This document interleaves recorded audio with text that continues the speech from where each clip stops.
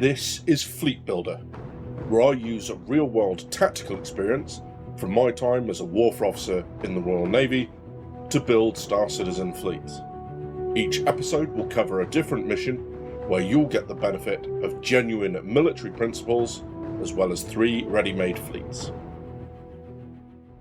Pyro is a hotbed of high-risk, high-reward resources that will be vital to our future endeavours. And whilst there isn't a specific faction engaging in open hostility against us, our presence will not be viewed kindly and will likely evoke an aggressive response. Furthermore, there is a high likelihood we'll be seen as a target of opportunity by other players. We are going to establish an initial base, with the power, habs, medical supplies and storage to support whatever role the base may end up taking. Our mission can be broken up into distinct parts. Identify a suitable location close to resources, secure the site and commence construction, sustain and protect the operation. Given that the base building mechanic is not yet in the game, there are a few restrictions. Ships can be chosen whether they are released or in concept, and mechanics can be used regardless of whether they are currently implemented in the persistent universe. This squadron is designed around groups of 5 players, with its key principle being concealment and surprise. To that end, I've opted for ships with the lowest signature, meaning hostile forces will need to be practically on top of us to detect us. Whilst I certainly could have found a use for a Starlancer BLD, a Liberator or an Odyssey, these ships will be detectable at much greater ranges, which increases the chance of us being attacked in the first place. The first ship in my lineup is the Terrapin. Whilst not suited to combat, it has exceptional scanning capability, meaning that it will perform the role of locating a suitable site for our base. Then it'll provide airborne early warning around the area. It also has the benefit of providing a bed for one of our players. Other ships that could be used in this role are the 315P or the Hornet Tracker, but given the fact that the Terrapin is the only one of these 3 with a medium scanner, it's my first choice. The centrepiece of this fleet will be the Connie Taurus. On its first run, it'll bring an Ursa medevac that will provide the respawn and basic medical support. It will also transport the construction cart, with the option of bringing a CSV fabrication unit on a later supply run. All remaining space will be given over to initial construction materials, fuel for the generators, and equipment for the players. Connie Aquila or an MSR would have been suitable alternatives to the Taurus, specifically for their scanning ability, allowing us to not take a Terrapin. However, I decided against both of these, because whilst they would be great for the initial scouting, we would sacrifice the airborne early warning every time we needed to send them on a supply run. Force protection will be provided by a pair of Gladius light fighters, equipped for emission reduction to get as close as possible to threats before bursting them down and engaging at range away from the base, guided by the Terrapin, who will act as a fighter controller in this instance, to prevent the base from being discovered at all.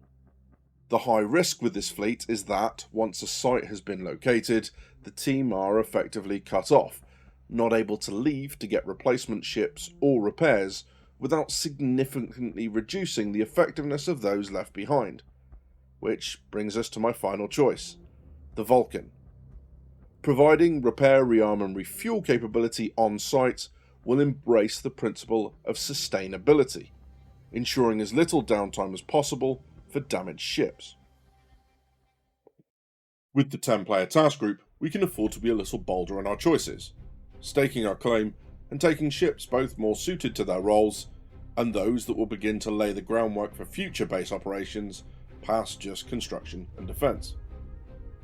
There are a lot more vehicles than players in this setup, allowing us to move between tasks rather than needing to play dedicated roles. Here, the Starlancer BLD becomes the primary building platform. Whilst the specifics around what it can and can't carry aren't known, my assumption is that it will at least have space for the construction cart to speed construction. All remaining space will be given over to vital construction materials. The Starfarer will provide primary logistic support, detaching some of the fuel pods it carries for an immediate ready supply of fuel for a generator building. Alongside its obvious refuel capability, it'll provide supplies, weapons and armour, sustenance and even smaller construction vehicles such as the Atlas and maybe some reconnaissance bikes. Once again, the Terrapin features to locate a suitable base site, then provide its AWACS role. Whilst base construction gets underway, the Liberator will provide a group of vehicles for defence, as well as that 400 STU cargo hold for fuel, ammunition and supplies. A Centurion and Storm will provide static AA over the base itself, alerted by the Terrapin to be manned and ready before threats arrive, meaning those players don't have to sit and wait and can be busy with other tasks. A Nova tank will provide real stopping power against ground assaults. And here's where it gets interesting. The top pads of the Liberator will bring 2 Prospectors to provide organic capability in generating materials required in construction and crafting.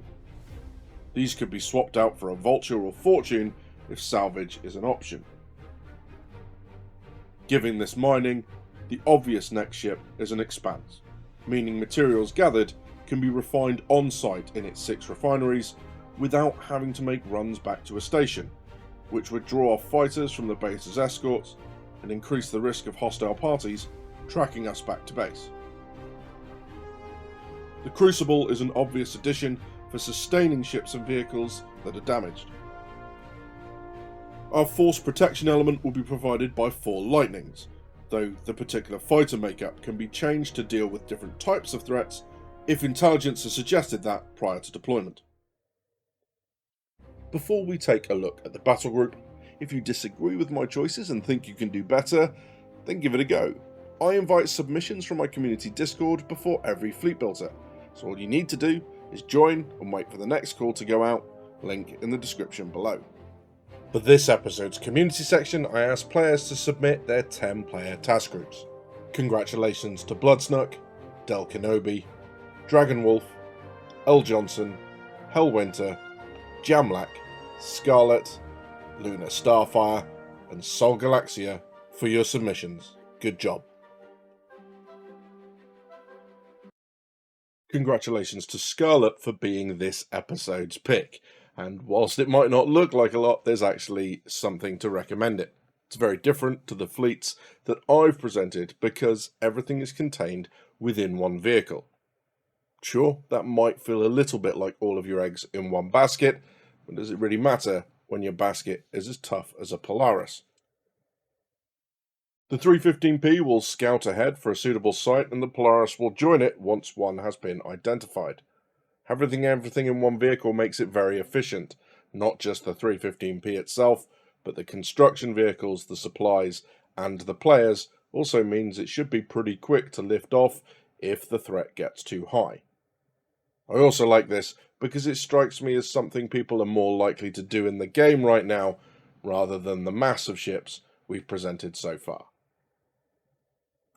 This battle group is an org level fleet that focuses on optimal composition, so I don't consider the number of players required or the cost of ships. It breaks up into different elements based on role. The Recon and AWACS element is responsible for locating a suitable base site with the 600i and embarked CSV-FM, and providing early warning to both the orbital fleet and the base itself with the Terrapins. It also has a Herald for secure data movement to and from Org HQ. The construction element lands at the base site and begins in earnest, placing multiple buildings at once to get the base up and running as quickly as possible. The logistics group has a specific initial role, sighting base defense vehicles at strategic locations to provide a layer defense. The ballista's missiles will benefit from height to gain greater time to lock on, whilst the Centurions will be able to provide close range support without the burden of requiring missile storage or resupply. Dependent on terrain, the Novas can be used as either static defense strongpoints or to support roving patrols of the surrounding area. Once these assets are landed, the Liberator and Ironclad can focus on providing the required supplies for construction.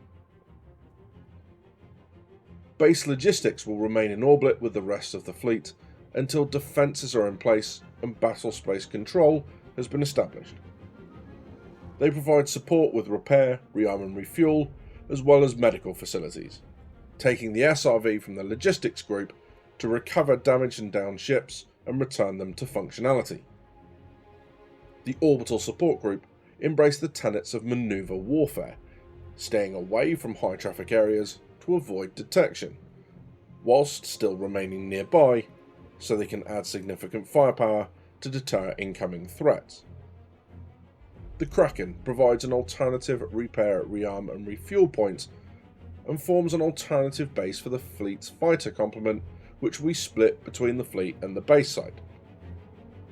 The Hornets and Arrows perform interception roles, whilst the Gladiator's target of priority are the larger bombers. The Eclipses are anti-large and anti-capital deterrents, and Paladins will be on hand to provide fire support against hostile ground forces. The Galaxy here is an interesting choice, because between the medical, refining, fabrication and cargo, all of its roles have utility. So I have it here as a follow-on element to come equipped for whatever the battle group needs most. Really appreciate you for making it this far. You've been watching Drinkers for Gaming Problems. Thank you very much for stopping by. I'll see you soon.